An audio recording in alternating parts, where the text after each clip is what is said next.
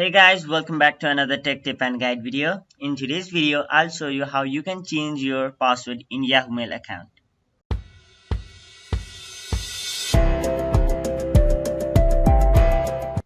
First of all, to change your password, you must be logged into your account. And if you don't know how to log into your account, we have a separate video on how to log into your Yahoo account. You can check that video out. I'll leave the link in the description. Once you're logged into your account, on the top right corner of the screen, you can see an option with your name written on it. Click on that, then click Settings. And then on the left side of the screen, you can see four options. Click the second option, which is Account Security.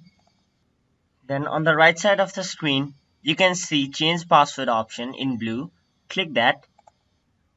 And there you'll have to prove that you are not a robot. After proving that you are not a robot, click Continue. And then you can set a new password for your account. But make sure that your password contains letters, numbers, and special characters. And also, it should be easy for you to remember and at the same time difficult for others to guess your password easily. After entering the password, confirm your password by entering it again. And after entering your password and confirming your new password, click Continue. And there you have it. You have successfully changed your password of your Yahoo Mail account.